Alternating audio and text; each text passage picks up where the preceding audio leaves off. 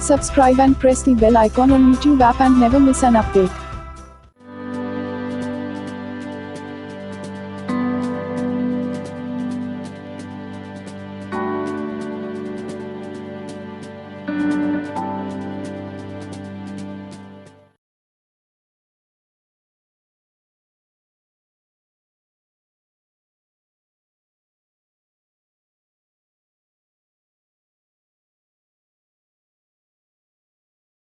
Hello dear friends, तो आज से बेसिकली स्टार्ट करने जा रहे हैं एक बहुत प्यारा सा टॉपिक इंजीनियरिंग मैथमेटिक्स का। And the topic which will be discussing from today onwards is gonna B numerical method. अगर मैं मार्क्स का डिस्ट्रीब्यूशन देखता हूं, आप किसी भी ब्रांच से अपीयर होते होंगे, गेट में electrical, electronics, instrumentation, civil, chemical, mechanical, आप ये मान के चलेंगे 2 मार्क्स का प्रॉब्लम कहीं नहीं गया इस टॉपिक से। तो अगर मैं मार्क्स का डिस्ट्रीब्यूशन गेट में देखता हूं तो ऑलमोस्ट 2% मार्क्स जो है केवल ये टॉपिक कैरी करने जा रहा है। जैसा कि पूरा गेट जो होता है वो 100 मार्क्स का होता है और 100 में से 2 मार्क्स केवल आपका न्यूमेरिकल मेथड देने जा रहा है। So I can say is very very important as far as the GATE का। अगर मैं मार्क्स के रिलेटेड भी कंसर्न देखता हूं तो ये जो टॉपिक है बहुत इंपॉर्टेंट होने जा रहा है। ठीक, ध्यान देंगे, इसके कुछ वीडियोस होंगे। तो आज मैं फर्स्ट वीडियो रिलीज कर रहा हूं न्यूमेरिकल मेथड का। आज इस वीडियो का मोटिव जो होगा किसी एक मेथड को पकड़ के उसके क्वेश्चन सॉल्व कराना नहीं होगा। आज बेसिकली मुझे इस वीडियो का बेसिक मीनिंग जो होगा वो होगा एक थ्योरेटिकल अंडरस्टैंडिंग क्रिएट करना regarding the numerical method. Reason, अगर मैं किसी भी अपने स्टूडेंट से पूछता हूं या फिर किसी भी एक जनरल स्टूडेंट से पूछता हूं कि न्यूमेरिकल मेथड में क्या समझ में आया, सर बच्चा बताता है सर न्यूमेरिकल मेथड में कुछ नहीं, एक प्रॉब्लम दिया हुआ होता है, हो सकता है वो डिफरेंशियल इक्वेशन का प्रॉब्लम हो सकता है वो रूट फाइंडिंग प्रॉब्लम हो। आप उसका फर्स्ट अप्रोक्सीमेशन लेते हैं, फिर वही प्रोसेस को यूज करके आप सेकंड अप्रोक्सीमेशन लेते हैं, फिर वही प्रोसेस को यूज करके आप थर्ड अप्रोक्सीमेशन लेते हैं और लास्ट में almost you reach to your actual result. तो बच्चे को एक्चुअली में ये क्लियर है कि कायदे से एक न्यूमेरिकल मेथड में प्रोसेस कैसे फॉलो करना है, लेकिन बच्चे के दिमाग में कभी भी ये नहीं आया है कि न्यूमेरिकल मेथड कहां से उत्पत्ति हुई है न्यूमेरिकल मेथड की, या फिर न्यूमेरिकल मेथड कहां से नर्चर हुआ है। इससे एक बेसिक प्रॉब्लम ये आती है कि बच्चा जो है अगर रटने बैठ जाए कि प्रोसेस कैसे कैसे कैसे कैसे फॉलो होता है, वो 3 या 4 से ज्यादा मेथड नहीं रट सकता, क्योंकि उसको बेसिक अंडरस्टैंडिंग ही क्लियर नहीं है कि पूरा का पूरा न्यूटन रैप्सन जो है वो कहां से आया है। तो वो केवल प्रोसेस को रटने बैठ रहा है। तब इससे होता यह है कि गेट में कुछ 6 से 7 जो है क्या इंपॉर्टेंट न्यूमेरिकल टेक्निक्स हैं, तो बच्चा दूर दूर तक वहां तक पहुंच ही नहीं पाता, 3 या 4 मेथड रट के पहुंच जाता है। और मजेदार चीज ये है, अब गेट में पहले जो आज से 4 साल 5 साल पहले जो न्यूमेरिकल मेथड्स के प्रॉब्लम आते थे वो रटे रुटाए प्रॉब्लम होते थे। इसका मतलब आपको एक प्रॉब्लम दिया हुआ होता था, एक स्टेप या 2 स्टेप के बाद आप इसका फर्स्ट या सेकंड अप्रोक्सीमेशन पूछा जाता था। लेकिन अगर आप पिछले कुछ 7 से 8 साल की अगर कीनली स्टडी करेंगे तो गेट में भी प्रॉब्लम अब सीधे नहीं आ रहे हैं। मतलब कि अब उनका ये एम नहीं है कि आपको वो स्टेप्स फॉलो करने आता है कि नहीं, अब उनका बेसिक एम ये है कि न्यूमेरिकल के किसी भी एक मेथड को पकड़ लो, उसमें आपकी स्टडी कितनी डीप है, चाहे वो न्यूटन रैप्सन हो, चाहे वो बाइसेक्शन हो, चाहे ट्रापेजोइडल हो। तो उनका बेसिक थीम ही चेंज हो गया। अब वो आपसे प्रॉब्लम ये नहीं पूछ रहे कि कायदे से भाई अब तेरे को ये प्रोसेस फॉलो करना आता है कि नहीं। उनका बेसिक एम ये है कि कायदे से आपको उस पर्टिकुलर टेक्निक्स या मेथड से क्या क्या चीज समझने को मिला। एक चीज क्लियर रखेंगे, तो आज की इस वीडियो में मैं एक थ्योरेटिकल कंसेप्ट नर्चर करूंगा न्यूमेरिकल मेथड की। और अगर ये कंसेप्ट आप अगर नर्चर कर लिए, सो आई एम वेरी श्योर कि न्यूमेरिकल मेथड में यू विल हैव इंटरेस्ट।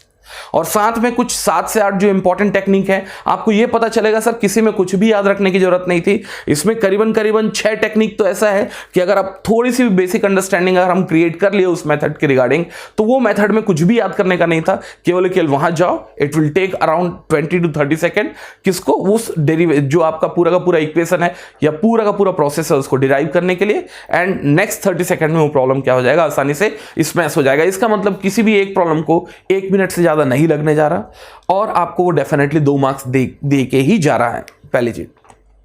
दूसरा, बच्चे को न्यूमेरिकल मेथड की एक्चुअल इंपॉर्टेंस समझ में ही नहीं आई, जबकि आपने एक चीज ध्यान दिया होगा, लगभग यूनिवर्सिटीज में numerical method used to be a separate subject.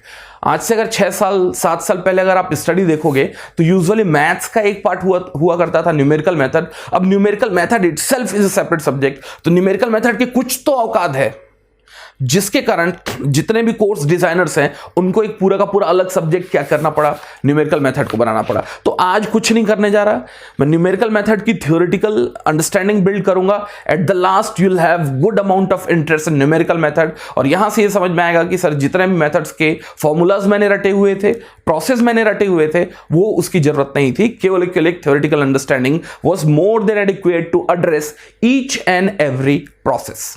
Agreed? तो चलिए आज मैं बेसिकली लेसन प्लान के बारे में बात कर लेता हूं कि आज इस वीडियो को मैं किस किस पर्टिकुलर सीक्वेंस में क्या करूंगा, फॉलो करूंगा। तो आज का अगर लेसन प्लान देखता हूं मैं किसका, न्यूमेरिकल मेथड का, तो न्यूमेरिकल मेथड का सबसे पहला पॉइंट है numerical method itself.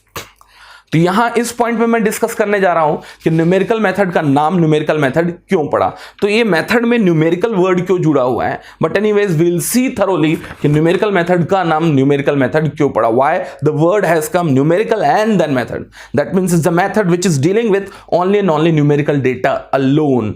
So that's gonna be my first point. Similarly, in second point we'll be discussing about the classification of mathematical methods. यार एक चीज ध्यान देना, अगर आपको न्यूमेरिकल मेथड को अप्रिसिएट करना है तो आपको मैथमेटिक्स में और कितने मेथड्स हो सकते हैं किसी भी एक प्रॉब्लम को सॉल्व करने के लिए, वो मेथड्स को भी थोड़ा स्टडी कर लेना चाहिए। यार एक चीज बताओ, अगर आप एक सामान अगर मार्केट में खरीदने जा रहे हो तो वो सामान को आप तभी अच्छा या बुरा बोलोगे जब आप उसका कंपैरिजन बाकी रखे हुए सामान या फिर उसी कैटेगरी के बाकी सामान से करें।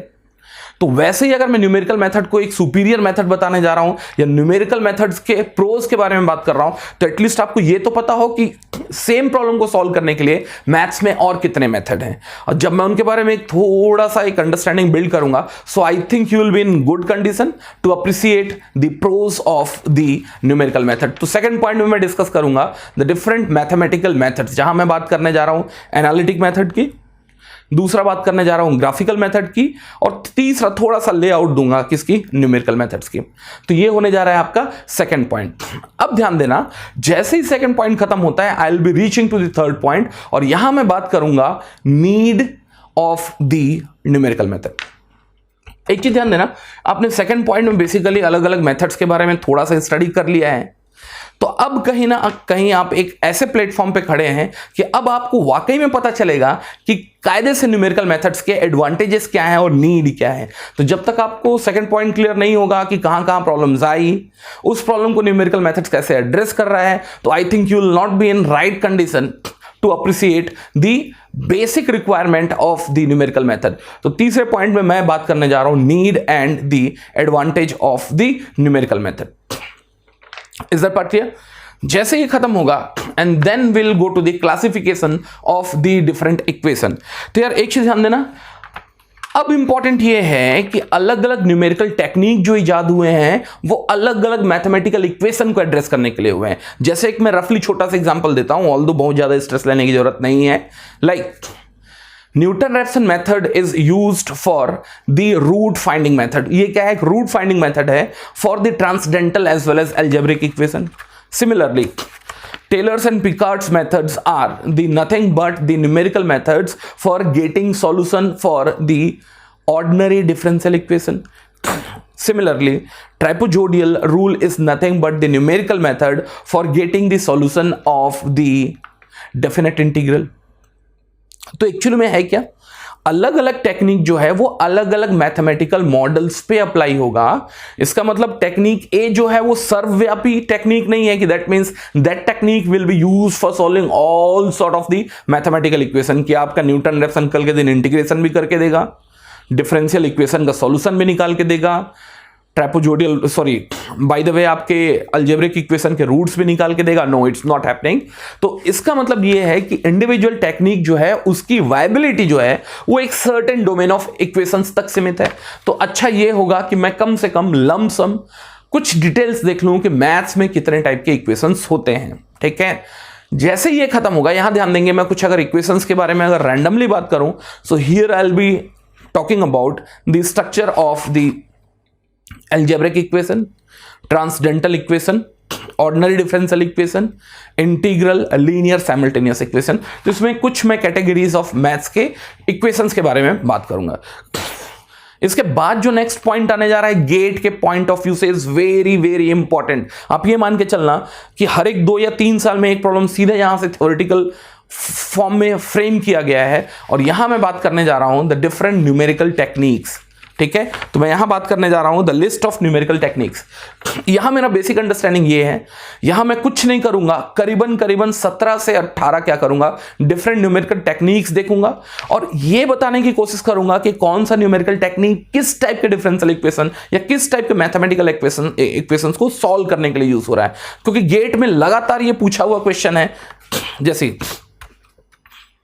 Newton-Raphson method is used for solving ordinary differential equation, transcendental equation, linear simultaneous equation, partial differential equation।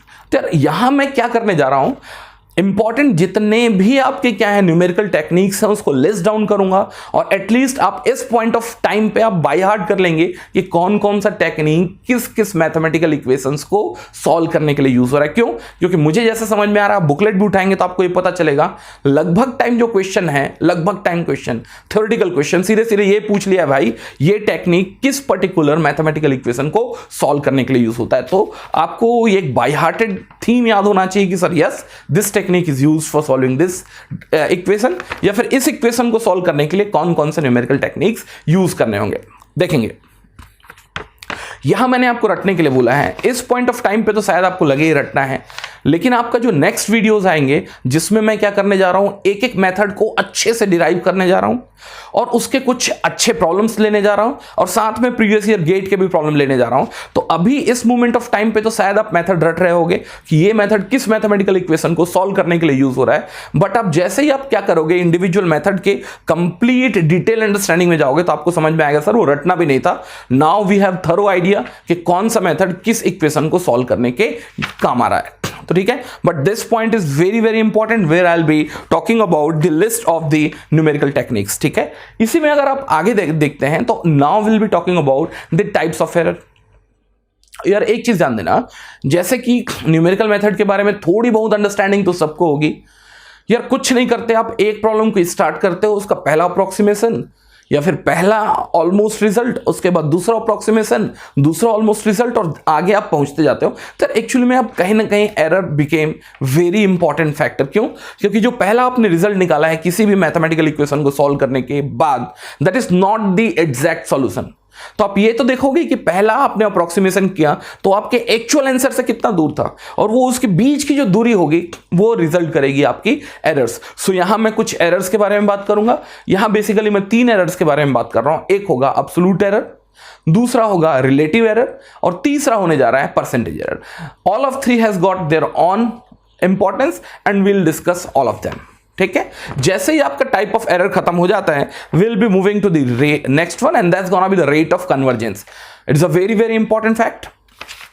अगर बाय द वे सोचने की जरूरत यह है, किसी भी एक इक्वेशन को सॉल्व करने के लिए अगर बाय द वे आपके पास एक से ज्यादा टेक्निक है, छोटा सा अगर मैं एग्जांपल ले लूं, अलजेब्रिक इक्वेशन को सॉल्व करने के लिए we have got the 4 number of technique which includes bisection method, which includes second method, which includes what Runge-Kutta method and which includes Newton-Raphson method। तो यार अगर एक मैथमेटिकल इक्वेशन को सॉल्व करने के लिए अगर आपके पास 4 मेथड हैं तो उस 4 मेथड में किसी को आप सुपीरियर और किसी को इंफीरियर तो बोलेंगे कि सर पहला मेथड ज्यादा अच्छा है, दूसरा मेथड कम अच्छा है। तो उसको कंपेयर करने के लिए कुछ पैरामीटर्स तो होने चाहिए। वो जो पैरामीटर्स हैं वो क्या है? Rate of convergence.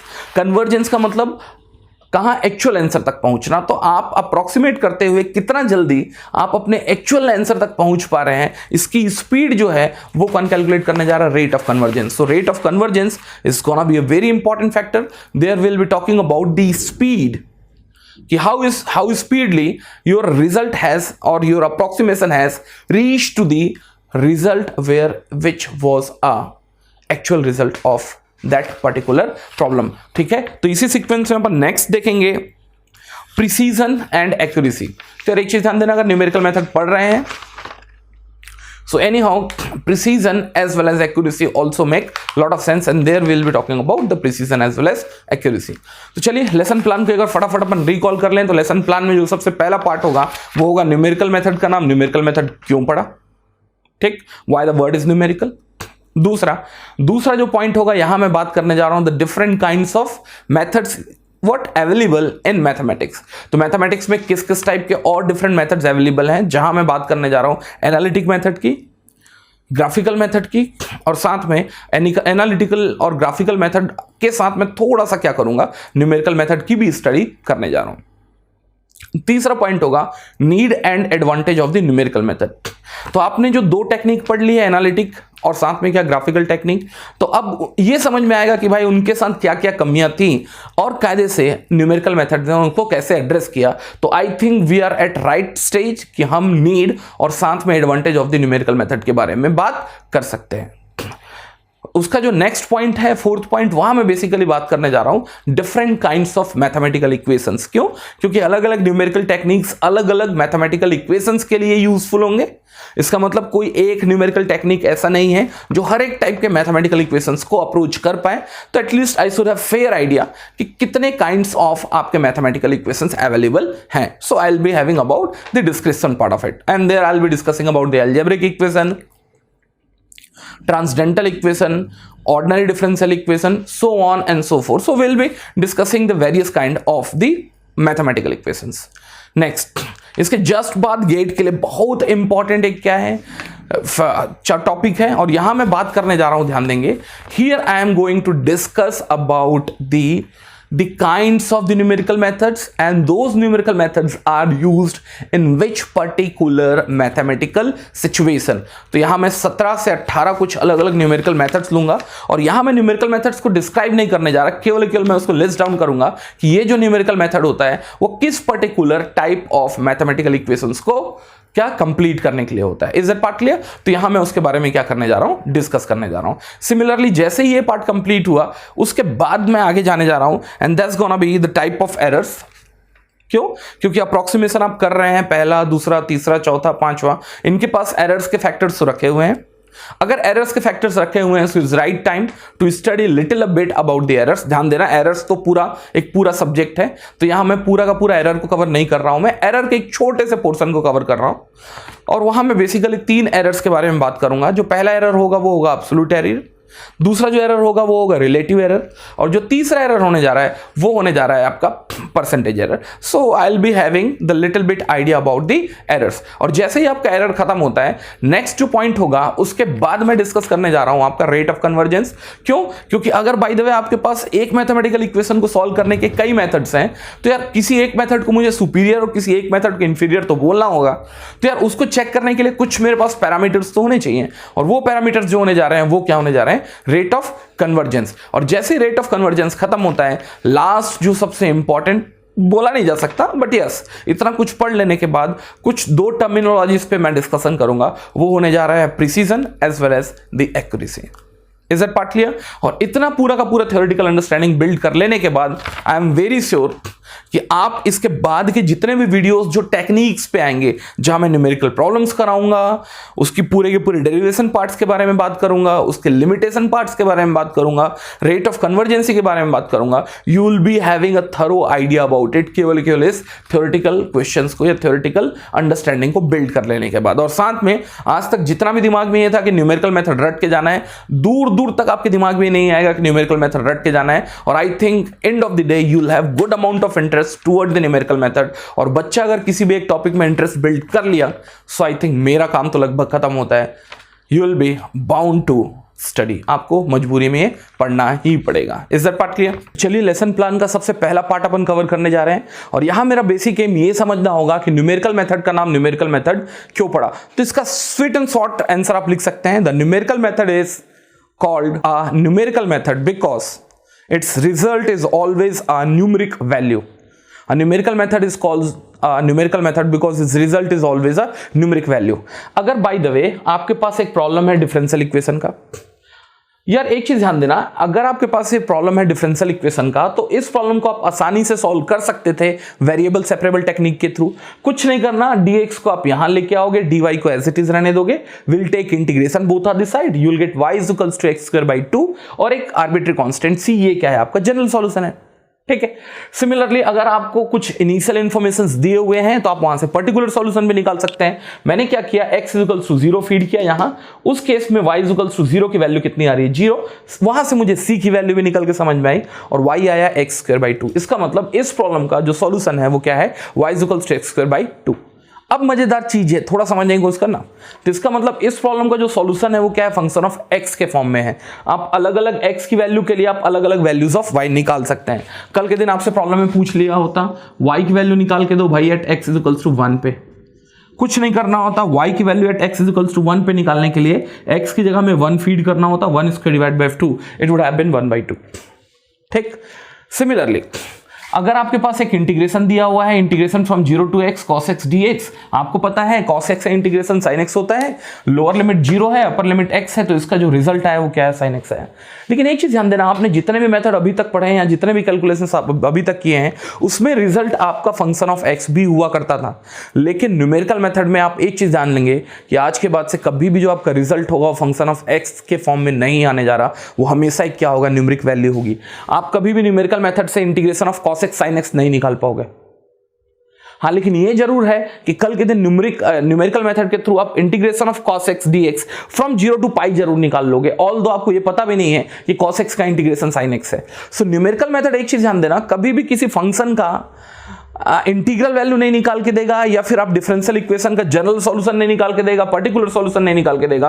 वो करेगा तो क्या करेगा, वो हर एक कैलकुलेशन करेगा जहां आपको कुछ मैथमेटिकल इक्वेशन दिए हुए हैं और उस मैथमेटिकल इक्वेशन का यूज करके किसी सर्टेन वैल्यू ऑफ एक्स पे क्या करनी है, वाई की वैल्यू को रिकैलकुलेट करनी है। तो कभी भी ध्यान देना, आपका प्रॉब्लम जो होगा वो ऐसा नहीं होगा न्यूमेरिकल मेथड में इतने इंफॉर्मेशन से आप केवल क्या निकाल पाओगे, या तो पर्टिकुलर सॉल्यूशन निकाल पाओगे या जनरल सॉल्यूशन निकाल पाओगे। इसका मतलब इसका रिजल्ट जो है वो न्यूमेरिक वैल्यू नहीं है। तो न्यूमेरिकल मेथड में आज के बाद से जान लेना कि जो भी रिजल्ट होगी एक न्यूमेरिक वैल्यू होगी, और न्यूमेरिक वैल्यू होगी इसका मतलब आपसे कभी भी प्रॉब्लम केवल इतना नहीं पूछा जा सकता, आपसे कहीं ना कहीं एक डिटेल तो जरूर पूछा हुआ होगा कि y की वैल्यू भाई एट x इक्वल्स टू 1 पे क्या है, ये निकाल के दे। अब इस पूरे के पूरे प्रॉब्लम में जो रिजल्ट आएगा वो क्या आएगा, न्यूमेरिक वैल्यू आएगा, because you are going to calculate y at x equals to 1।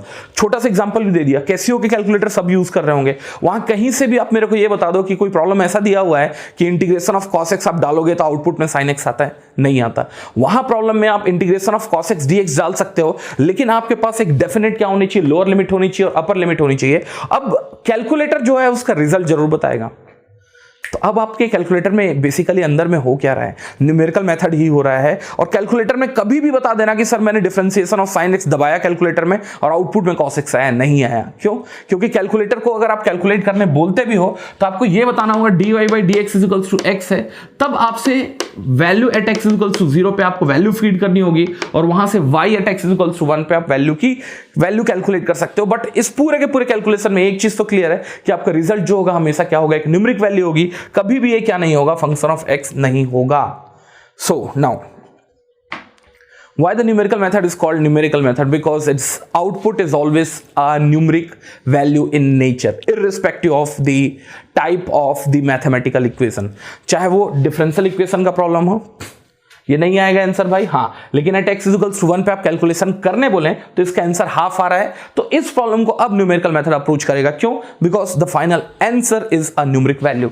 Similarly आप बोलेंगे कि integration of cos x numerical method कुछ बताएगा, भाई कुछ नहीं बताएगा, लेकिन वो integration from 0 to pi cos x dx की वैल्यू निकाल के देगा। Although cos x is equals to sin x उसने नहीं निकाला है, but still he is giving the correct answer. तो मजेदार चीज ये है कि न्यूमेरिकल मेथड एक पूरी की पूरी अलग टेक्निक है, जहां रिजल्ट जो है कोई फंक्शन नहीं होता। यहां आप पूरा का पूरा तरीका देखेंगे तो इसने क्या किया है, सबसे पहले सॉल्यूशन निकाला है, किस फॉर्म में, एक फंक्शन के फॉर्म में, वहां x की वैल्यू फीड की है और न्यूमेरिकल वैल्यू निकाली है। न्यूमेरिकल मेथड ऐसा कुछ नहीं करता, उसका जो रिजल्ट होता है कभी भी फंक्शन ऑफ x नहीं होता, उसका result just used to be numeric value. तो मैं आज के बाद से एक चीज समझ में आता है मुझे कि numerical method is said to be numerical method because its result is always a numeric value. Is that part clear? तो मेरे को नहीं लगता कि इसमें बहुत ज्यादा डिटेल करने की जरूरत है। तो आज के बाद से ये मत बोलना सर न्यूमेरिकल मेथड में मुझे सॉल्व करना है कि बताइए sir integration of cos x numerical method sin x निकाल के दे रहा है या नहीं दे रहा है। सर मुझे ये बताइए कि डिफरेंशिएशन ऑफ 10x जो होता है वो sec² x निकाल के दिखाइए, आप न्यूमेरिकल मेथड से होता है या नहीं होता है। भाई न्यूमेरिकल मेथड ऐसा कुछ करने ही नहीं जा रहा है, वो हर एक वैल्यूज, हर एक आंसर्स को न्यूमेरिक फॉर्म में निकालने जा रहा है irrespective of using its function. ठीक. So I think the first part must be very much clear to us, so I am going to rubbing it out. अब सेकंड पॉइंट में जाने जा रहे हैं which is gonna be very important one. देखते हैं क्या है यहां पर. It's gonna be classification of mathematical method. Now we are going to discuss about the classification of numerical method. ठीक है, तो अब मैं क्या करने जा रहा हूं, न्यूमेरिकल मेथड्स के क्लासिफिकेशंस के बारे में डिस्कस करने जा रहा हूं. ठीक है, तो यार एक चीज ध्यान देना, इन जनरल आप किसी भी प्रॉब्लम को अगर स्मैश करने जा रहे हैं तो मेरे हिसाब से मैथमेटिक्स में 3 अलग अलग मेथड्स हो सकते हैं उसके. पहला है एनालिटिक मेथड. एनालिटिक मेथड मैं कुछ न्यूमेरिकल्स लेके दिखाऊंगा, ज्यादा अच्छे से अप्रिशिएट कर पाओगे. दूसरा है ग्राफिकल मेथड. Graphical method. और तीसरा है न्यूमेरिकल मेथड. Numerical method.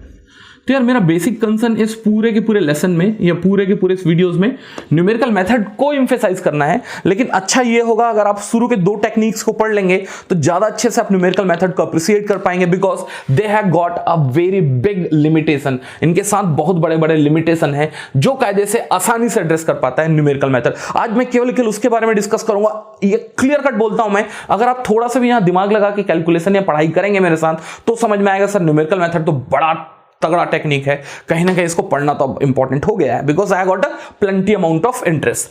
तो सबसे पहले एनालिटिक मेथड. एनालिटिक मेथड है क्या? वो हर एक मेथड जो रटे रुटाए हैं. बहुत ज्यादा डिस्क्रिप्शन नहीं लिखाऊंगा क्योंकि वैसे भी आपको कुछ जानने की जरूरत नहीं है. जितने भी रटे रुटाए मेथड हैं, जितने भी रटे रुटाए मेथड हैं, जितने भी रिमेंबर्ड मेथड हैं, वो सब के सब कहां आएंगे? एनालिटिक मेथड के अंदर आएंगे. कुछ मैं एग्जांपल्स और सॉल्यूशंस के थ्रू इसको प्रूव करूंगा कि कौन सा मेथड जो होगा वो एनालिटिक मेथड के अंदर आएगा. जिस भी प्रॉब्लम को यूजिंग कर्व और ग्राफ्स आप सॉल्व करने की कोशिश करते हैं वो सब के सब कहां आने जा रहे हैं? ग्राफिकल मेथड के अंदर आने जा रहे हैं. और एज सच न्यूमेरिकल मेथड तो आपने पढ़ा नहीं है, मैंने अब इसको क्या रखा हुआ है? क्वेश्चन मार्क रखा हुआ है. कुछ न्यूमेरिकल्स लेके मैं आपको अच्छे से समझा पाऊंगा. जैसे कि अगर एक प्रॉब्लम है find the roots of आपके पास एक इक्वेशन है x² + 3x + 2 = 0. चलो, अगर मैं इसके रूट्स किससे निकालने की कोशिश कर रहा हूं? एनालिटिक मेथड से. किससे? एनालिटिक मेथड से अगर मैं निकालने की कोशिश कर रहा हूं तो जितने रटे रुटाए मेथड है ना वो सब के सब क्या है? एनालिटिक मेथड है.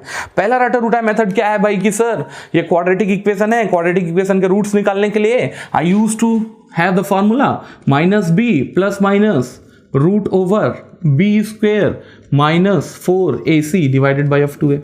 चलिए b की वैल्यू रखेंगे, कितनी होगी? -3 ± √b² means 3² that's 9 -4ac that's gonna be 4 into ac, that means 4 into 2, that is -8 /(f2a), that's gonna be 2 itself. ठीक, तो यहां से जो रिजल्ट आएगा that is -3 plus -√1 is 1 /(f2). Plus लेंगे तो ये होगा कितना? -2 /(f2), that will be -1. And similarly जब आप क्या करेंगे? माइनस लेंगे, so it will become -3 - 1 that's a -4 /(f2), that will be -2. तो यार एक चीज ध्यान देना, आपने इसके रूट्स तो निकाल ले, लेकिन ये जो मेथड था वो रटा रुटाया मेथड था. तो जितने भी रटे रुटाए मेथड हैं जिससे आप किसी भी एक प्रॉब्लम का सॉल्यूशन अचीव करते हैं वो सब के सब मेथड कहां आने जा रहे हैं? एनालिटिक मेथड आने हैं. एनालिटिक मेथड का एक दूसरा पार्ट भी हो सकता था. दूसरा पार्ट क्या है भाई? Middle term split. आप मिडिल टर्म को ऐसा स्प्लिट करें कि 2 नंबर्स का जो मल्टीप्लिकेशन हो वो 2 के बराबर हो और जो एडिशन हो वो 3 के बराबर हो. चलो मिडिल टर्म स्प्लिट ले लेते हैं. So it could been like x² + x + 2x + 2 = 0. यहां से x कॉमन निकाले. चलो पूरा तो अब तो समझ में आ गया होगा. तो यहां से आपको 2 वैल्यूज निकलेगी, x + 1 x + 2 = 0. तो यहां से x की वैल्यू आपने निकाली कितनी? -1 और साथ में -2. ये भी रटा रुटाया मेथड था. चलिए अब भी अगर इस प्रॉब्लम को मैं सॉल्व करने की कोशिश करता हूं ग्राफिकल मेथड से. ग्राफिकल मेथड से।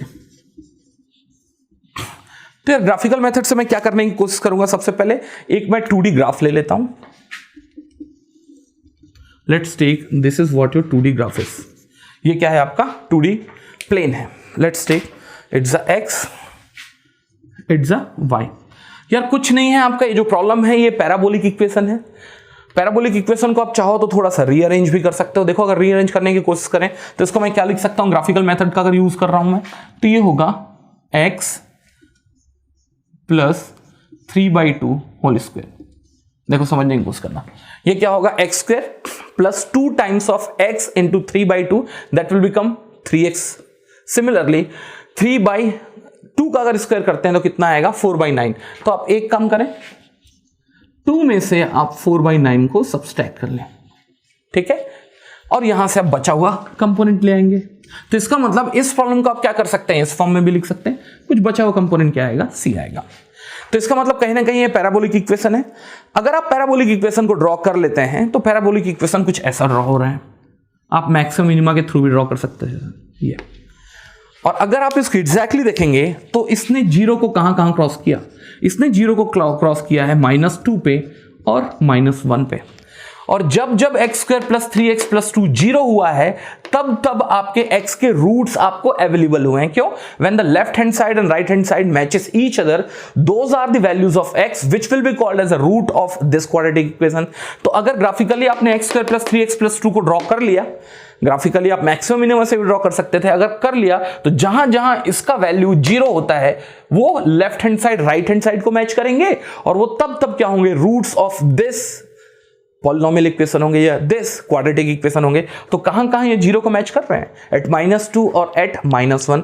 तो यहां से भी ग्राफिकली भी आप निकाल चुके हैं कि आपका अभी भी जो रूट्स आ रहा है वो कितना आ रहा है, -2 और -1 आ रहा है। तो देखो रटे रुटा मेथड से भी आपने इसका सॉल्यूशन निकाल लिया, जिसको मैं एनालिटिक मेथड बोलता हूं, और ग्राफिकली भी आपने इसका सॉल्यूशन निकाल लिया। लेकिन मेरे भाई रटा रुटा मेथड कब तक वैलिड होगा?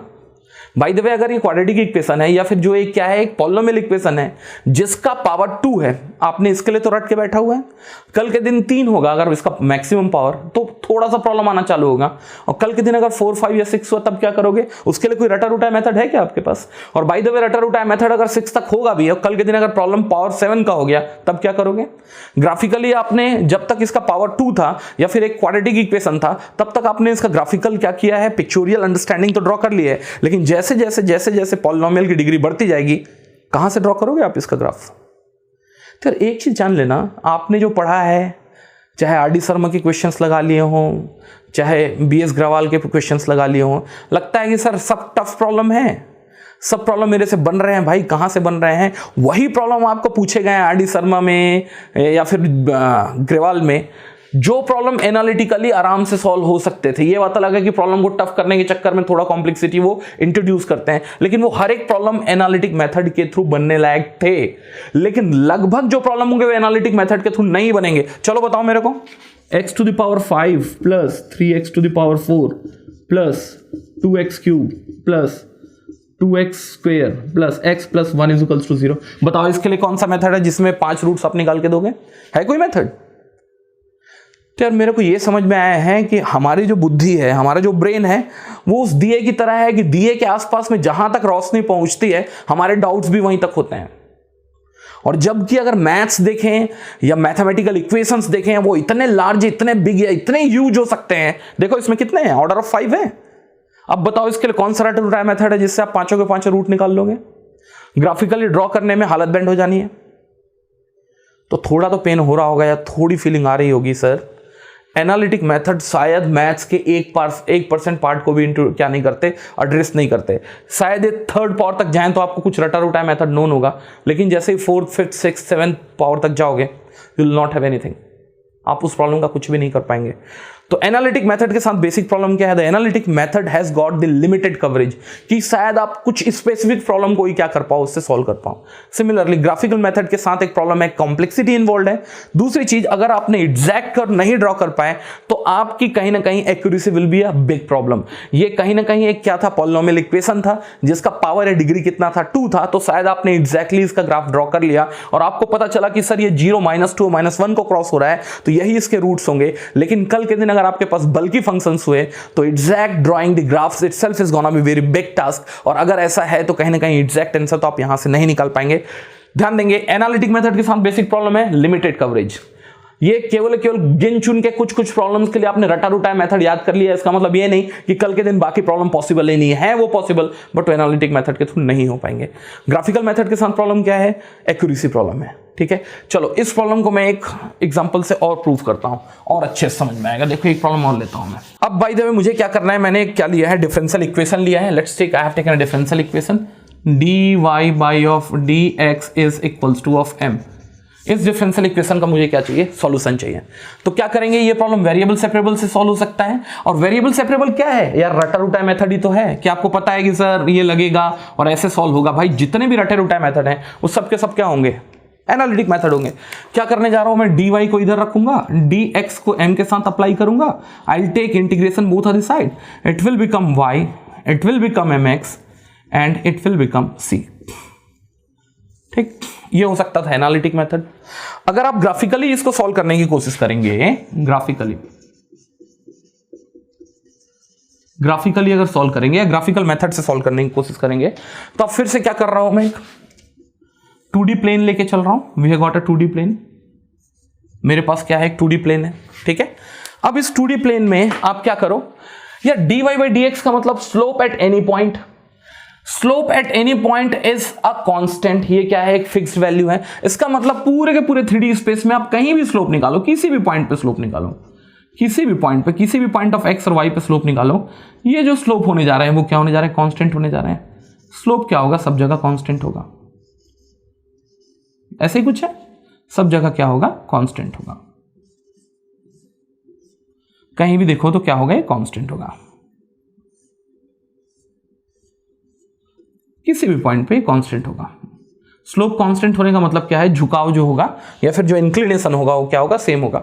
तो नियरली स्पेस्ड किसी भी एक पॉइंट को अगर आप कनेक्ट कर लेते हो, ध्यान देना, नियरली स्पेस्ड किसी भी पॉइंट को आपने कनेक्ट कर लिया तो आपको पता चल रहा है कि इस डिफरेंशियल इक्वेशन को सेटिस्फाई करने वाला जो इक्वेशन है वो क्या है, स्ट्रेट लाइन है। और वैसे भी dy by dx is equals to m को जब एनालिटिकली आपने सॉल्व किया तो आपका जो रिजल्ट आया था वो क्या था, y is equals to mx plus c ही तो था। और ये भी क्या है कि स्ट्रेट लाइन है। स्लोप तो आपने पहले ही मार्क किया है, स्लोप क्या है इस प्रॉब्लम का, m है, द स्लोप इज m। तो कहीं ना कहीं ये जो स्ट्रेट लाइन होगा y is equals to mx plus c, इसलिए बोल रहा हूं कि अगर आपने एडजेसेंटली अगर इन सब के सब पॉइंट्स को ऐड किया, एडजेसेंटली इस सब के सब पॉइंट्स को ऐड किया तो ये सब के सब जो हैं वो एक स्ट्रेट लाइन है जिनका स्लोप m है, लेकिन उनके c की वैल्यू क्या है, डिफर कर रही है। c की वैल्यू क्या होती है, c is nothing but the point eight which it crosses y axis. यहां जो आपका पॉइंट होगा वो कहीं ना कहीं x की वैल्यू 0 होगी और y की वैल्यू क्या होगी, c होगी। तो आप देख रहे हो कि है सबके सब स्ट्रेट लाइन का स्लोप अलग अलग, लेकिन जब ये क्या करेंगे, इंटरसेक्ट करेंगे y एक्सिस से, तो इनका c जो हो रहा है वो क्या कर रहा है, वेरी कर रहा है। बट अभी भी ये हर एक जो लाइन है वो किसको फॉलो करते देख रहे हैं, dy by dx is equals to m को। क्यों, क्योंकि आपने एडजेसेंटली जितने पॉइंट को ऐड किया, हर एक पॉइंट पे स्लोप m था, आप उसको ऐड करोगे तो एक लाइन बनेगा, y is equals to mx। c जो होगा वो डिफाइन करेगा कि कायदे से y एक्सिस में इसका पेनिट्रेशन क्या है। तो हर एक जो लाइन है वो y is equals to mx plus c के फॉर्म में ही फॉल कर रहे हैं, although the value of c is varying. तो कहीं ना कहीं यहां से भी समझ में आता है sir dy by dx is equals to m आपने क्या लिया है, अलग अलग स्पेस पे क्या लिया है, सेम स्लोप m लिया है। और अगर आपने उसको एलिक्वेंटली अगर ऐड करने की कोशिश की है तो एक इक्वेशन ऑफ लाइन बनता है जिसका स्लोप क्या है, m है। c जो है कुछ भी हो सकता है but still it will satisfy this problem. तो कहीं ना कहीं यहां से बोला जाए तो रटा रुटा मेथड, बोला जाए तो ग्राफिकल मेथड, आंसर तो सेम ही आ रहा है।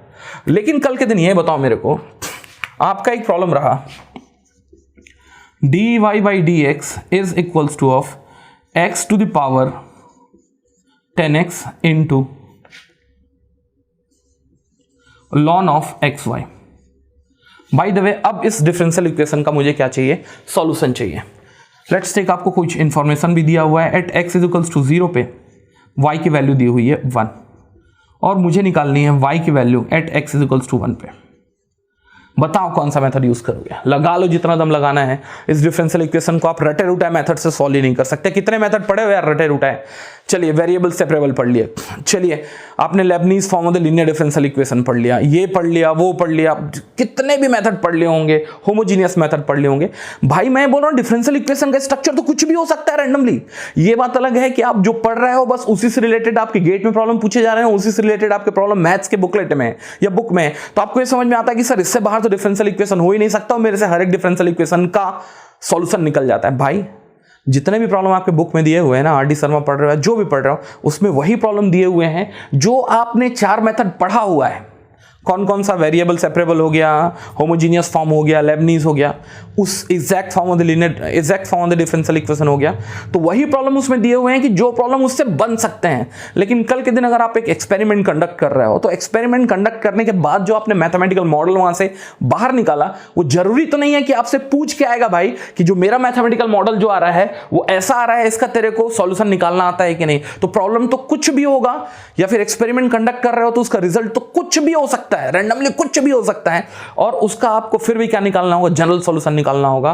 और आप शायद एक चीज आप अप्रिशिएट कर पा रहे हो कि एनालिटिक मेथड की औकात तो थोड़ा सा गिने चुने प्रॉब्लम्स तक ही है।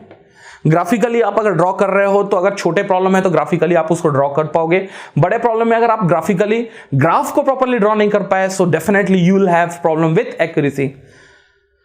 अगर इस टाइप के प्रॉब्लम में लगा के और बैठ के देखना सर इसको कैसे सॉल्व कर पाओगे, भाई कहीं से सॉल्व नहीं कर पाओगे। इसको सॉल्व करने का केवल एक तरीका है, न्यूमेरिकल मेथड। इसका मतलब जहां सब थक जाते हैं, एनालिटिक मेथड कहाँ यूज होता है? तो मैथ्स में तो 1% जगह भी आप एनालिटिक मेथड का यूज नहीं कर पाओगे। लेकिन बच्चों को एक तरफ से रटा हुआ है कि सर मैथ्स में पढ़ते हैं, मेरे मैथ्स के हर एक प्रॉब्लम तो बन जाए। अरे भाई मैथ्स के प्रॉब्लम डिजाइंड हैं कि आप जो रटे रुटे मेथड्स हैं उससे वो सॉल्व होंगे ही होंगे। लेकिन इन जनरल अगर कोई सा भी प्रॉब्लम अपने हिसाब से आप डिजाइन कर लो और आप बोलोगे सर अब इसका सॉल्यूशन नहीं निकाल पाओगे। आ रहा समझ में क्या बोल रहा हूं मैं? तो अगर इस पूरे के पूरे प्रॉब्लम को अगर मैं थोड़ा अच्छे से समझने की कोशिश करूं तो यहां से जो बेसिक रिजल्ट मेरे हाथ में ये आया कि एनालिटिक मेथड, लिख लेंगे इसको, analytic method has the problem with limited coverage. That means it cannot address most of the scenario of mathematical equation, whereas graphical method has the problem in sense of its accuracy.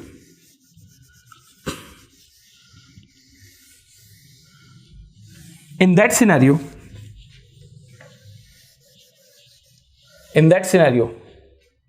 numerical method is a real savior. That it can deal with any of the complex type of mathematical equation. और numerical method जहां analytic method अपना पल्ला झाड़े, जहां आपका graphical method अपना पल्ला झाड़े, भाई न्यूमेरिकल मेथड तैयार खड़ा है हर एक प्रॉब्लम को आसानी से एड्रेस करने के लिए। Is that part clear? तो चलिए अब इसी सीक्वेंस में अपन थर्ड पार्ट को डिस्कस करेंगे।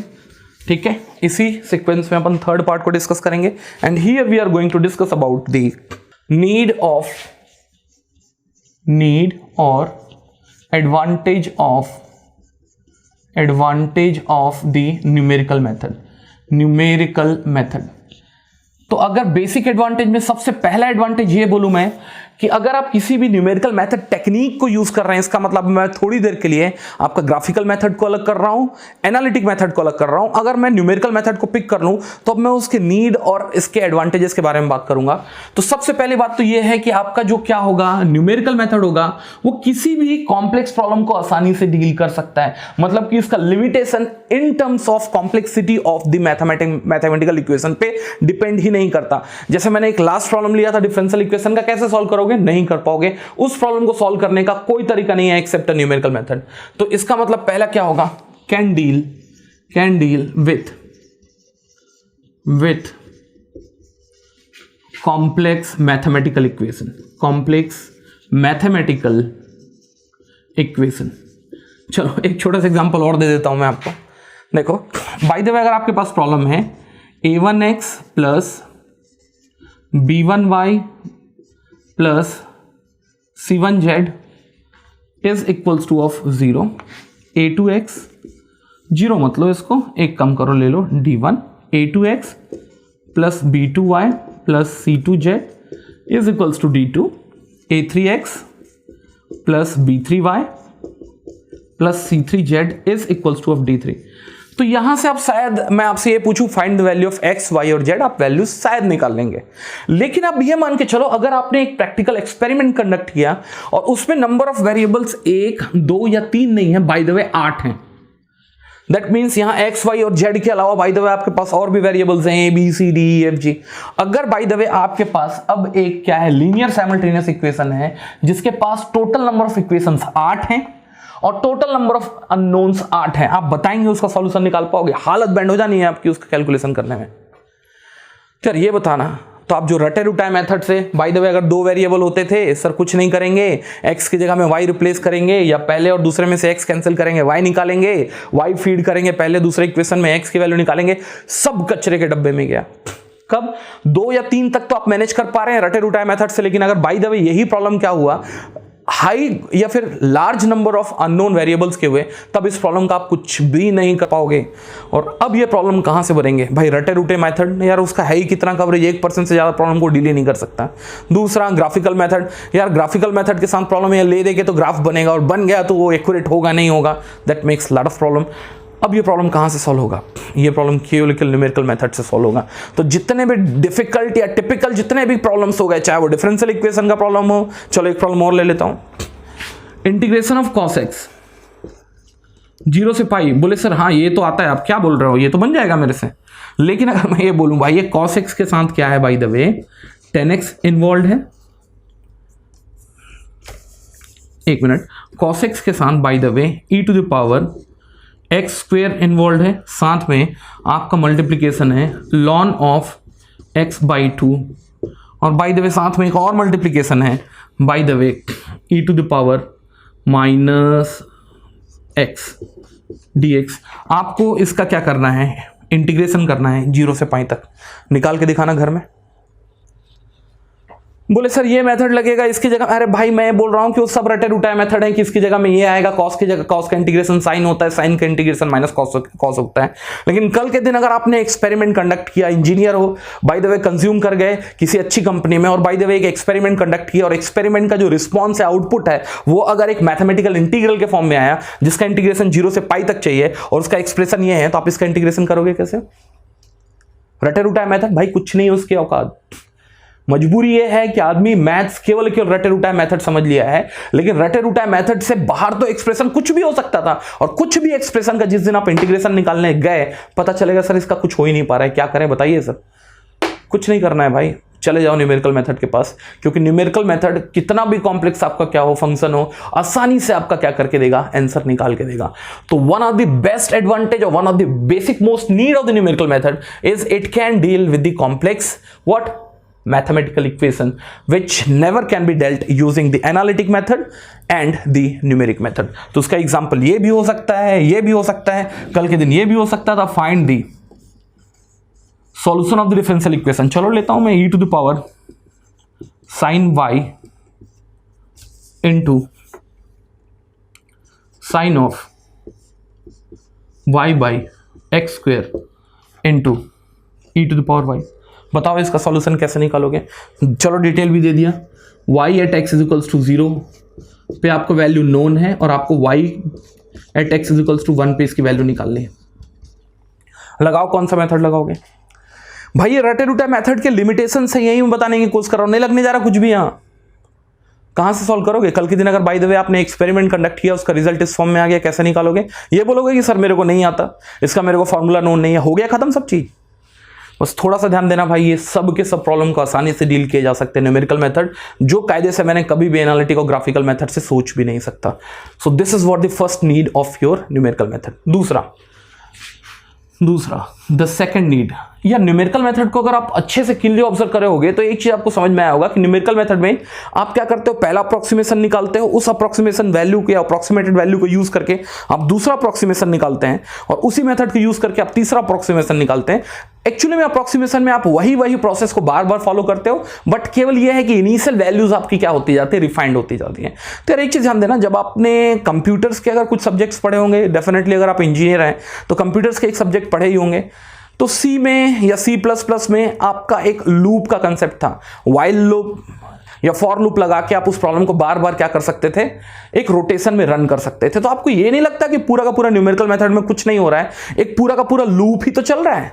आप इनिशियल वैल्यू हो सकता है किसी प्रॉब्लम को सॉल्व करने के लिए x0 से स्टार्ट किए, वो पूरा का पूरा लूप खत्म हुआ, लूप खत्म होने के बाद जो आपका इनिशियल वैल्यू है वो पहले से रिफाइंड वैल्यू हो गई। अब उस x1 का यूज करके अब पूरा का पूरा लूप एक बार फिर चलेगा, ये जाएगा कहां पर, x2 पे, इसका यूज करके वो जाएगा x3 पे, और ये लूप अगर कई बार चलेगा तो at last you will be reaching to your final most value. और कहीं ना कहीं एक चीज ध्यान देना, फॉर लूप और वाइल लूप चलाना बड़ा आसान है कंप्यूटर में। इसका मतलब पूरा का पूरा जो न्यूमेरिकल टेक्निक है वो एक कंप्यूटर फ्रेंडली टेक्निक है। क्यों? क्योंकि वहां लूप चलाना बड़ा आसान है और कंप्यूटर के पास use to have good amount of processor, तो ये पूरे के पूरे प्रोसेस को कैरी आउट करने के लिए it will take very small amount of time. इसका मतलब एक चीज और भी समझ में आता है कि कल के दिन अगर आप जो कैलकुलेटर देखते हो, कंप्यूटर देखते हो, उसमें अगर किसी भी मैथमेटिकल इक्वेशंस का सॉल्यूशन निकालना है तो सबसे बेस्ट मेथड या सबसे बेस्ट प्रोग्राम जो होगा कंप्यूटर को प्रोग्राम करने के लिए for getting the solution of any mathematical equation, वो क्या होने जा रहा है, न्यूमेरिकल मेथड। क्यों? ध्यान देना, because it's a computer friendly. तो अगर मैं ये देखूं भैया कि आपका न्यूमेरिकल मेथड के साथ बेसिक एडवांटेज ये है कि न्यूमेरिकल मेथड में आप एक मेथड या प्रोसेस यूज करते हैं, द प्रोसेस ऑफ आइट्रेशन। और ये आइट्रेशन प्रोसेस में आप कुछ नहीं करते, आप पूरा का पूरा लूप बार बार क्या करते हो, यहां पर चलाते हो। और वो लूप चलाना बड़ा आसान है, किसमें, किसी भी एक कंप्यूटर बेस्ड सिस्टम में, चाहे वो आपका मोबाइल हो, मोबाइल के पास भी क्या होता है, रैम होता है, मोबाइल के पास भी प्रोसेसर होता है, आप आराम से इसको प्रोग्राम कर सकते हैं, या फिर आपका कैलकुलेटर हो, या फिर क्या हो, आपका पीसी हो। तो न्यूमेरिकल मेथड के साथ एक बेसिक एडवांटेज ये भी है कि आज के कंप्यूटर के इरा में अगर by the way numerical methods के प्रोग्रामिंग करना अगर आसान है, सो बाय डिफॉल्ट एनएम या न्यूमेरिकल मेथड के पास एक फिर से एक बेसिक एडवांटेज जाता है इन कंपेयर विथ बचे हुए दो मेथड। कौन सा? एनालिटिक मेथड और ग्राफिकल मेथड। वो तो वैसे उनके लिमिटेड कवरेज थे और उनको प्रोग्राम कर पाना भी in computer based system was very difficult. So इसका दूसरा एडवांटेज था। अब आ रहा होगा दिमाग में, न्यूमेरिकल मेथड क्यों पढ़ना चाहिए सर? न्यूमेरिकल मेथड इसलिए पढ़ना चाहिए कि लगभग प्रॉब्लम तो सॉल्व होंगे ही नहीं आपके रटे रुटाए मेथड से। मेरा basic understanding regarding the numerical method तो यही होने जा रहा है, ठीक है। So I think this third part is also over where we talked about the need कुछ नहीं है भाई, जो वहां प्रॉब्लम्स थी कि वो एक एक्यूरेसी के साथ प्रॉब्लम थी, एक लिमिटेड कवरेज के साथ प्रॉब्लम थी। अब कायदे से आप किसी भी प्रॉब्लम को आसानी से सॉल्व कर सकते हैं यूजिंग द न्यूमेरिकल मेथड, पहला चीज। दूसरा, अगर आप कंप्यूटर के जमाने में अगर आप कंप्यूटर के प्रोसेसर को अगर एक्सप्लॉइट नहीं कर रहे हैं तो आप कहीं ना कहीं you are not a good designer. तो उस प्रोसेसर को एक्सप्लॉइट करने के समय मैंने एक चीज ध्यान दिया, सर प्रोग्राम में लूप ही तो चलता है और लूप चलाना बड़ा आसान होता है। मतलब कि ये है कि अगर आप अलग अलग न्यूमेरिकल मेथड्स को अगर आप क्या करना चाहोगे, सी या सी प्लस प्लस में प्रोग्राम लिखना चाहोगे तो ये प्रोग्राम कुछ नहीं, 15-20 स्टेप्स के क्या है प्रोग्राम्स है, वो कुछ नहीं कर रहा है, एक लूप चला रहा है और वैल्यूज को रिफाइन कर रहा है। तो मेरे को एक चीज समझ में आया, the programming of the numerical method is very easy, hence NM is more computer friendly than the rest of through methods. So I think this part is also clear to me. चलिए, तो इसी sequence में अपन classification of equations के बारे में बात करेंगे। अगर आपको classification of the mathematical equations का अगर फेयर आइडिया होगा तो कल के दिन एटलीस्ट मैं टेक्निक को क्लासिफाई कर पाऊंगा कि कौन सा न्यूमेरिकल मेथड टेक्निक जो है वो किस टाइप के मैथमेटिकल इक्वेशंस को सॉल्व करने के लिए काम आएगा। So my basic agenda is to just have a classification और bifurcation between the different mathematical equations, ठीक है। तो सबसे पहला मेथड मैं बोल सकता हूं अलजेब्रिक इक्वेशन। अलजेब्रिक इक्वेशन का फॉर्म जो होगा वो होगा x to the power n an plus a of n minus 1 x to the power n minus 1 so on and so forth till a1x plus of a naught is equals to of 0, ठीक है। थोड़ा सा ध्यान देना, जहां n जो है वो पूरे के पूरे क्या है, जो n है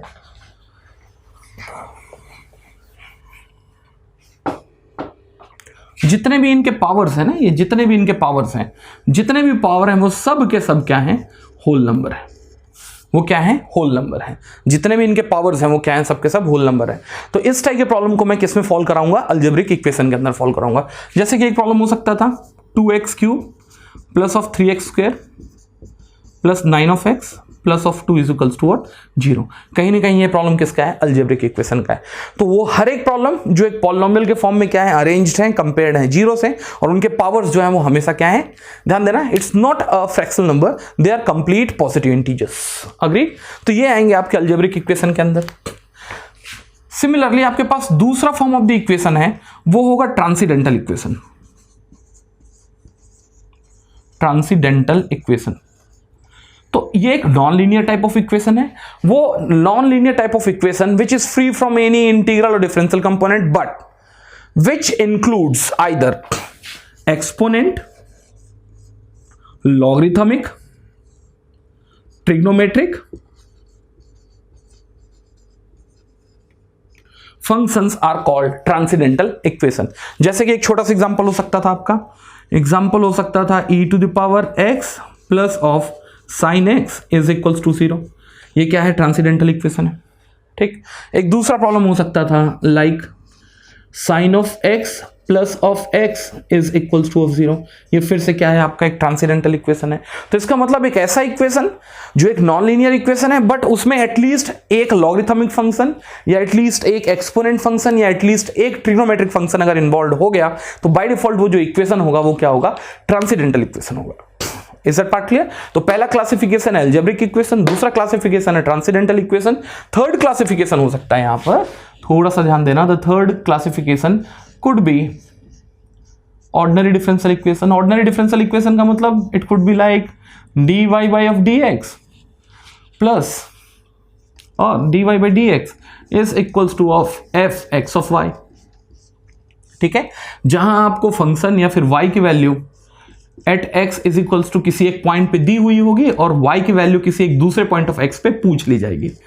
तो ये वैल्यू जो होगी, ये जो इक्वेशन होगा, ये क्या होने जा रहा है, ordinary form of the differential equation होने जा रहा है। तो यार मैं जानबूझ के केवल वही इक्वेशंस की स्टडी करूंगा जो आपके गेट के सिलेबस में है। कल के दिन ये कंफ्यूजन नहीं होगा आपको कि अलजेब्रिक इक्वेशन क्या है, ट्रांसीडेंटल इक्वेशन क्या है। ऑर्डिनरी डिफरेंशियल इक्वेशन तो ऑलमोस्ट लोगों को पता होता है, और आपके सिलेबस में अभी भी ध्यान देना ordinary differential equation of the first order and first degree ही है। सो मैंने उसी का ही एग्जाम्पल लिया है। ठीक है, कल के दिन आपके साथ प्रॉब्लम हो सकता था सिंगल डेफिनेट इंटीग्रल का, डेफिनेट इंटीग्रल का जैसे हो सकता था इंटीग्रेशन फ्रॉम 0 टू और a to b of a function f of x dx। ये किसका हो सकता था, सिंगल डेफिनेट इंटीग्रल का। Similarly next kind of the equation हो सकता था linear simultaneous equation.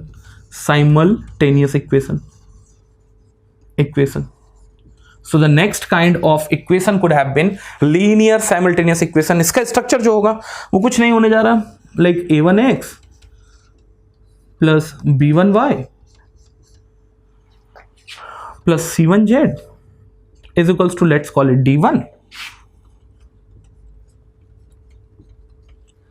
a3x plus b3y c3z is equals to of d3। तो यहां ध्यान देना, यहां तो आपके अननोन वेरिएबल्स कितने, 3 है, और आपके पास 3 ही इक्वेशंस होंगे। कल के दिन ये प्रॉब्लम में नंबर ऑफ वेरिएबल्स ज्यादा भी हो सकते थे, और अगर नंबर ऑफ वेरिएबल्स ज्यादा होंगे तो डेफिनेटली उसी के प्रोपोर्शनेट क्या करना होगा, आपको नंबर ऑफ इक्वेशंस भी इंक्रीज करने होंगे। और ये प्रॉब्लम जो फॉल करेगा वो किसमें फॉल करेगा, लीनियर साइमल्टेनियस इक्वेशन। तो मैं रिपीट करता हूं, आप किसी भी ब्रांच से हो तो इससे ज्यादा तो आपको स्टडी करने की जरूरत नहीं है। तो आपके बेसिक अगर मैं देखता हूं इक्वेशंस, तो सबसे पहला इक्वेशन जो होगा वो होगा अलजेब्रिक इक्वेशन। इसका मतलब x का जो पावर होगा वो किस फॉर्म में होगा, in a form of positive integers के फॉर्म में होगा, जो कंपेयर होगा 0 से। दूसरा होने जा रहा है ट्रांसीडेंटल इक्वेशन, जो एक नॉन लीनियर इक्वेशन है जिसमें एटलीस्ट एक एक्सपोनेंट, लॉगरिथमिक या ट्रिग्नोमेट्रिक फंक्शन इन्वॉल्व है।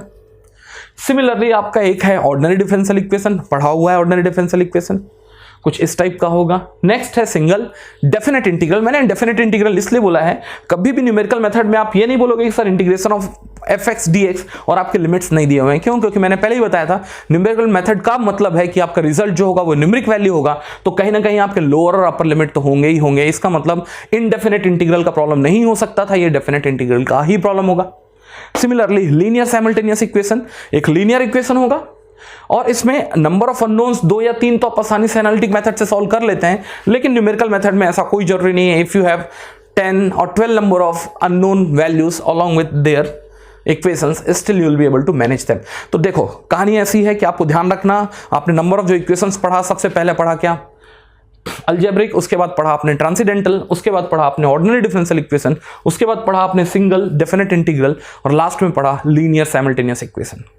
तो आपको एक फेयर आइडिया होगा कि इस प्रॉब्लम को आप कैसे सॉल्व कर लोगे। एक छोटा सा एग्जांपल लेता हूं ना मैं आपको। आपके पास जैसे एक प्रॉब्लम है sin x plus x is equals to of 0 का, मुझे सॉल्यूशन निकालना है। तो यार मैथमेटिकली निकालने में तो हालत बैंड, सॉरी एनालिटिकली निकालने में तो हालत बैंड हो जाएगी। आप केवल एक रूट निकाल लोगे, आप हिट एंड ट्रायल मारोगे, सर x इक्वल्स टू 0 रखते हैं तो ये भी 0, ये भी 0, लेफ्ट और राइट मैच कर रहा है एक दूसरे से, तो आंसर जो आएगा x इक्वल्स टू 0 आएगा। लेकिन x इक्वल्स टू 0 ही एक आंसर होगा क्या? अगर आप इसको ग्राफिकली ड्रॉ करोगे तो शायद अच्छे से समझ पाओगे। देखो sin x प्लस x को मैं लिख सकता हूं sin x is equals to minus x। तो मैंने क्या किया, सबसे पहले sin x का कर्व ड्रॉ किया। sin x का कर्व कुछ ऐसे ही होगा, और दूसरा मैंने क्या ड्रॉ किया है, एक लाइन माइनस ऑफ x का, माइनस ऑफ x का। अब बताएंगे इसके कितने सॉल्यूशंस हैं।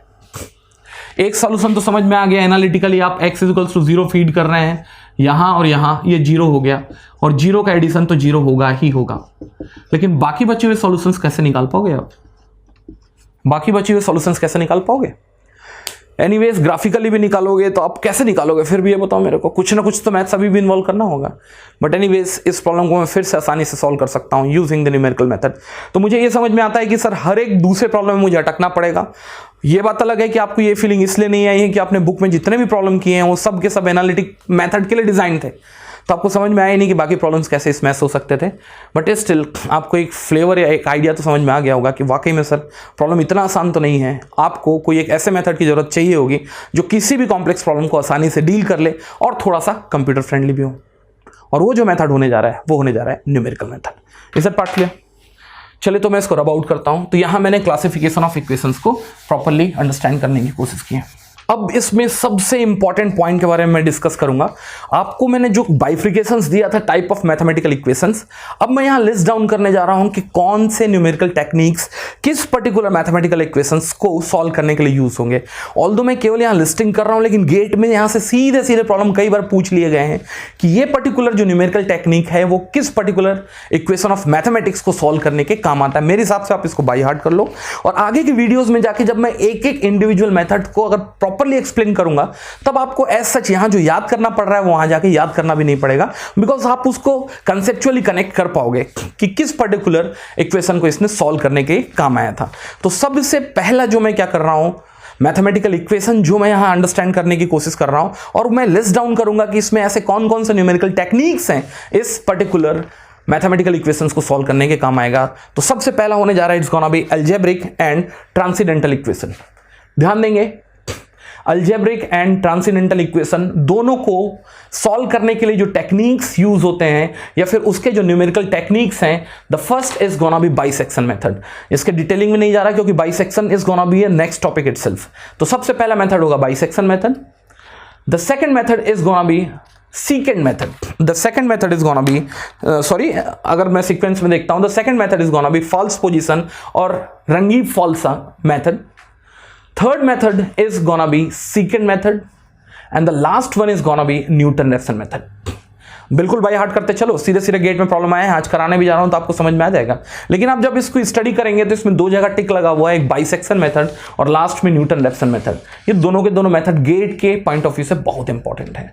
तो ऐसा नहीं है ये मेथड केवल रटने के लिए इंपॉर्टेंट है। आप ये देखेंगे कि गेट में जितने भी न्यूमेरिकल्स प्रॉब्लम आए हैं लगभग 50 से 60% प्रॉब्लम तो केवल न्यूटन-रैप्सन मेथड से ही आया हुआ है। तो मैं अगर देखता हूं कि पूरा का पूरा न्यूमेरिकल मेथड का अगर वेटेज जो है वो ऑलमोस्ट लाई करता है किसके अलाउंग, न्यूटन-रैप्सन के along. But yes, as far as this complete solution of the transcendental or the algebraic equation is concerned, there are two important methods or two important numerical techniques. पहला जो है वो है आपका bisection method और next is gonna be Newton-Raphson method और Newton-Raphson is gonna be very very important one. आप इसको अच्छे से टिक लगा के जरूर बैठ जाएंगे। तो आज के बाद से ध्यान देना, कभी भी अगर आपको ये प्रॉब्लम में पूछा हुआ है algebraic equation या transcendental equation को सॉल्व करने के लिए कौन सा टेक्निक यूज होते हैं, तो आपको चारों के चारों टेक्निक में से अगर कुछ भी एक टेक्निक दिया हुआ है, so that is gonna be the answer. ठीक है, चलो इसी सीक्वेंस में now will be talking about the numerical integration. Definitely मैं किसके बारे में बात कर रहा हूं, न्यूमेरिकल इंटीग्रेशन, जहां क्या है सिंगल इंटीग्रेशन है और जो इंटीग्रेशन का फॉर्मेट होगा वो क्या होगा, डेफिनेट इन सेंस होगा, because the output has to be a numeric value. Is that part clear? तो यहां अगर मैं सबसे पहला मेथड देखता हूं that used to be trapezoidal rule, it's also called trapezium rule, और within a bracket it's also called 2-point quadrature rule. आगे जाके देखेंगे, बहुत समझ में आएगा। It's very very important. Generally integration, numerical integration के जितने भी प्रॉब्लम पूछे जाते हैं वो जनरली इसी टेक्निक से ही पूछे जाते हैं। दूसरा जो होने जा रहा है that's gonna be Simpson's 1/3 rule. जो नेक्स्ट टेक्निक होने जा रहा है that's gonna be Simpson's 1/3 rule and that is also called 2-point quadrature rule.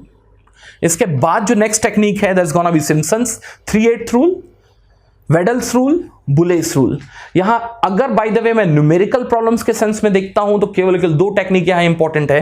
पहला है आपका ट्राइपीजियम रूल और दूसरा है आपका सिम्पसन्स 1/3 रूल। लेकिन आपको बाय हार्ट सबके सब टेक्निक्स होने चाहिए कि सच दैट कि कल के दिन केवल ये पूछ लिया भाई बुलेस रूल किसको सॉल्व करने का काम आता है, अलजेब्रिक इक्वेशन को सॉल्व करने का काम आता है या फिर इंटीग्रल फंक्शंस को सॉल्व करने का काम आता है, तो definitely answer is gonna be integral function. Is that part clear?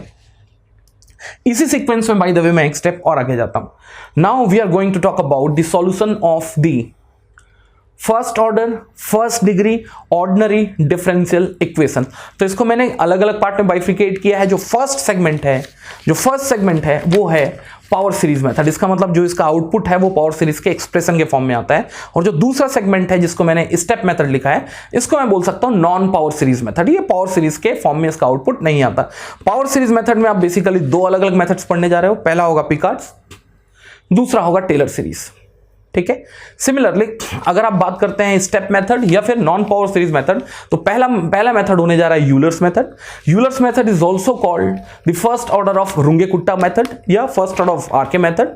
दूसरा होने जा रहा है यूलर्स फॉर्म 2, ठीक है, या मॉडिफाइड यूलर्स मेथड, इसको बोला जाता है RK what order of 2। Third is gonna be Runge's method. It's also called third order Runge-Kutta method. The fourth is gonna be Runge-Kutta method.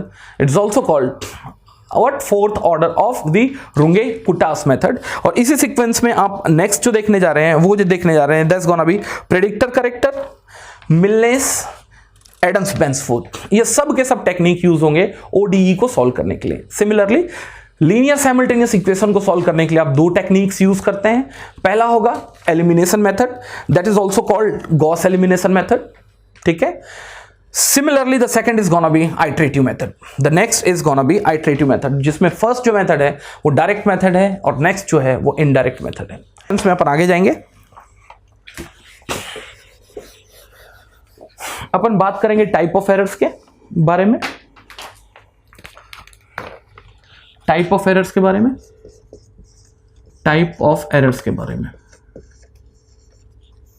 Type of errors के बारे में थोड़ा ध्यान देंगे।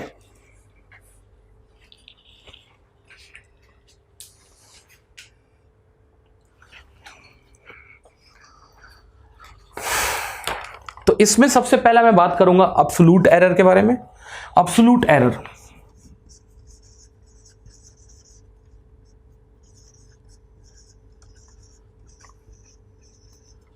अब्सोल्यूट एरर क्या होगा? It's nothing but mod of xp minus of xa, which is nothing but the difference between the predicted value minus of the actual value. Bye the वे अगर मैं प्रॉब्लम ही ले लेता हूं किसी भी न्यूमेरिकल टेक्निक की, बाय द वे आपने क्या किया है, एक या दो आइटरेशन के बाद अगर आपने अपने वैल्यू को अगर अप्रोक्सीमेट किया है या प्रेडिक्ट किया है, ठीक, तो आपने जो वैल्यू प्रेडिक्ट की है और वो आपके एक्चुअल वैल्यू से कितनी दूर है, इन दोनों का जो सबट्रैक्शन का मैग्नीट्यूड होगा वो होने जा रहा है एब्सोल्यूट एरर। जैसे एक छोटा सा एग्जांपल लेता हूं मैं, जैसे आपने एक प्रॉब्लम लिया था x² + 3x + 2 = 0। इसके दो रूट्स थे इसके, बाय द वे एक -2 था और एक क्या था, -1 था। ये क्या है, इनके अब्सोल्यूट रूट हैं या फिर क्या है, इनके एक्चुअल वैल्यूज हैं। लेकिन बाय द वे अगर आपने न्यूमेरिकल मेथड या किसी भी टेक्निक के थ्रू आपने रूट को -1 ना लेके अगर लिया है -0.8, तो आपकी एक्चुअल वैल्यू तो -1 पे बैठी है और आपने इसको प्रेडिक्ट किया है कहां पर, -0.8 पे। तो इन दोनों का जो क्या होगा, सबट्रैक्शन होगा ना, ये कितना होने जा रहा है, -0.2, और अगर आप इसका मॉड लेंगे तो क्या होगा, 0.2। तो कुछ नहीं, प्रेडिक्टेड वैल्यू और एक्चुअल वैल्यू के बीच का जो सब्सट्रैक्शन का मैग्नीट्यूड होगा वो आज के बाद से क्या होने जा रहा है, एब्सोल्यूट एरर होने जा रहा है। ठीक है, next we'll be talking about the relative error.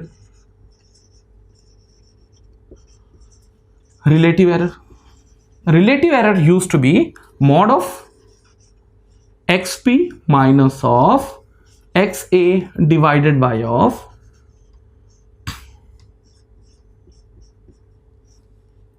ये होगा। तो इसका मतलब कुछ नहीं है, आपने अभी भी ऊपर में क्या किया है, एब्सोल्यूट एरर निकाला है, लेकिन आपने उसको डिवाइड किया है इसके एक्चुअल वैल्यू से। ठीक है, अभी भी आपका जो न्यूमरेटर देखोगे तो वो क्या है, आपका एब्सोल्यूट एरर है, और एब्सोल्यूट एरर को आपने डिवाइड किया, थोड़ा शांति से समझना, किससे, एक्चुअल वैल्यू से।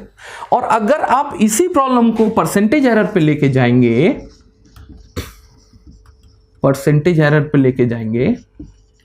तो it used to be exp minus of XA divided by of XA।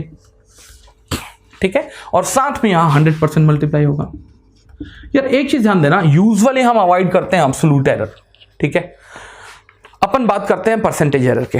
वैसे भी इस दुनिया में जो है परसेंटेज एरर का ही बोलबाला है। जैसे एक छोटा सा एग्जांपल लेता हूं मैं। बाय द वे, आपने एक मार्केट से रेजिस्टेंस खरीद के लेके आया, वो रेजिस्टेंस वाला बोला भाई रेजिस्टेंस तो ले लो, लेकिन ये इतना प्रिसाइज नहीं है, इसमें 2-4 या फिर 5 ओम का क्या आ सकता है, डिफरेंस आ सकता है। या तो आप जो रेजिस्टेंस लेके आ रहे हैं, आप घर में जाके आप सर्किट में यूज करेंगे, तो आपका जो गिवन रेजिस्टेंस की वैल्यू थी 5 ओम उससे ज्यादा हो सकता था या 5 ओम से कम हो सकता था। तो ये आपके लिए 5 ओम जो वैल्यू है वो कितना डोमिनेंट है, या फिर इस 5 ओम का कितना इफेक्ट आपके सर्किट के डिजाइन में आएगा, ये डिपेंड करता है कि आप एक्चुअली रेजिस्टेंस कितने का मंगे थे। जैसे कि अगर आपने 100 ओम के रेजिस्टेंस में अगर 5 ओम का अगर क्या है टॉलरेंस है, इसका मतलब 100 ओम 105 का भी हो सकता है और 95 भी आ सकता है। इसका मतलब इस 5 ओम का इंपैक्ट बहुत ज्यादा है।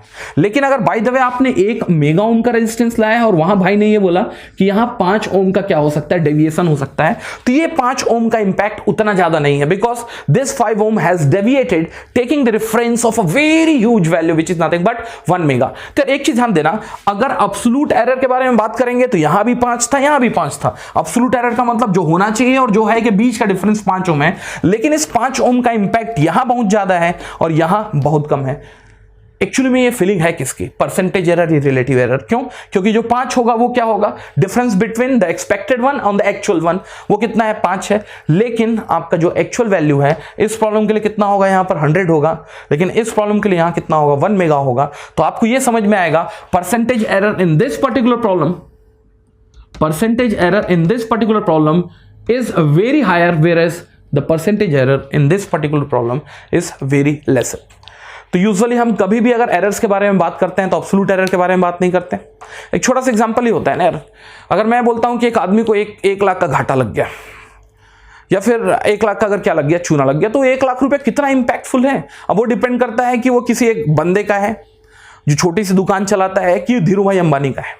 अगर धीरू भाई अंबानी का है तो वो 1 लाख का इंपैक्ट उतना सीवियर नहीं है, ऑल्दो जो डिफरेंस है वो कितने का है, 1 लाख का है। लेकिन अगर यहां नीचे की वैल्यू अगर एक दुकानदार की इनकम से बैठी हुई होगी तो value will be very large. लेकिन अगर यही क्या हो, धीरू भाई अंबानी या अंबानी ग्रुप से अगर इसको डिवाइड करोगे तो वैल्यू क्या होगी, बहुत छोटी होगी। तो यार एक चीज ध्यान देना, एब्सोल्यूट एरर या कितने का डिफरेंस आया ज्यादा मैटर नहीं करता, कितने का डिफरेंस किस एब्सोल्यूट वैल्यू के रेफरेंस में आया ये ज्यादा मैटर करता है। So most of the time the percentage error makes more sense compare to the compared to the absolute error. So I think this part is also over. ठीक है, next होगा इसी सीक्वेंस में अपन नेक्स्ट जो बात करने जा रहे हैं वो बात करने जा रहे हैं rate of convergency. Rate of कन्वर्जेंसी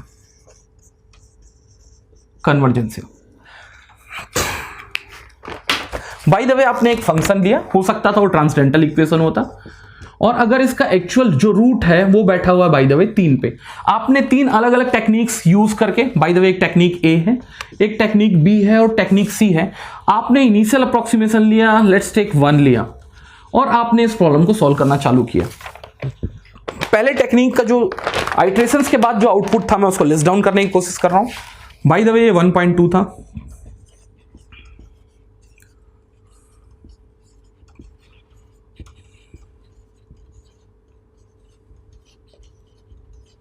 कुछ ऐसे है, ठीक। अगर मेथड बी मैंने यूज किया,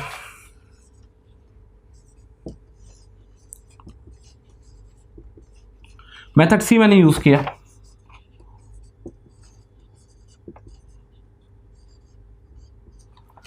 तो ये तीनों मेथड को देख के कुछ तो मैं यहां से आउटकम निकाल सकता हूं। देखो पहला मेथड क्या है, ये मेथड का इनिशियल अप्रोक्सीमेशन 1 था, लेकिन आप जैसे जैसे इसको रिफाइन कर रहे हैं, आइट्रेट कर रहे हैं, ये धीरे धीरे धीरे कहां जाके सैचुरेट हो रहा है या कहां जाके स्टेपल हो रहा है 3 पे, जो इसका क्या है एक्चुअल रूट है। सिमिलरली अगर आप ऑप्शन बी के बारे में बात करते हैं तो ये फास्ट तरीके से कहां जा रहा है, 3 पे जा रहा है और 3 पे जाके स्टेपल हो रहा है या 3 पे जाके स्टैग्नेंट हो रहा है। और सी भाई तो कभी 3 को टच ही नहीं किए, वो आगे की तरफ निकल गए। तो तीनों में से आप तीनों टेक्निक्स को अलग अलग नाम दे सकते हो। तो जो टेक्निक 1 है वो देख के समझ में आ रहा है आपके फाइनल वैल्यू तक पहुंच पा रहा है और वहां जाके स्टैग्नेंट हो रहा है, तो ये कन्वर्जेंट होगा। लेकिन कन्वर्जेंसी की स्पीड जो है वो क्या है, स्लो है, because it is taking good amount of और high amount of iteration process. तो ये कहीं ना कहीं क्या होने जा रहा है, स्लो कन्वर्जेंट। ये क्या होगा, फास्ट कन्वर्जेंट। और last one is gonna B, ये तो आपके रिजल्ट तक पहुंचने का नाम ही नहीं ले रहा, उससे आप सीधे सीधे आगे पहुंच जा रहे हो, it will be called as divergent. यार एक चीज ध्यान देना, अभी मैं इसके बारे में डिटेल नहीं कर रहा हूं, जब मैं टेक्निक्स पढ़ाना चालू करूंगा तो इसके बारे में डिटेल्ड में एनालिसिस करूंगा। Is that part clear? तो कायदे से मैं ये बोल सकता हूं कि कन्वर्जेंसी में आप बेसिकली 3 चीजों के बारे में बात करेंगे।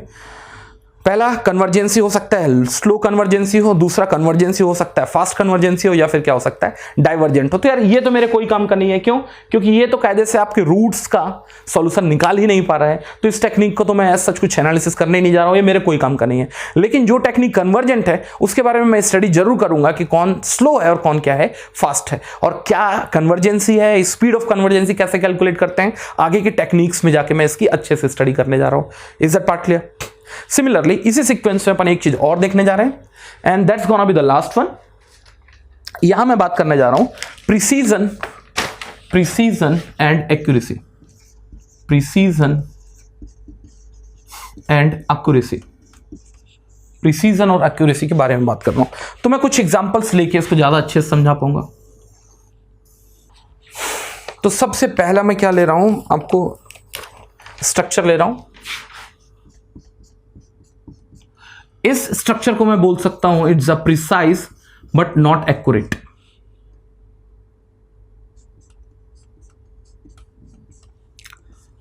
It's not the precise response, but yes this is what the accurate one.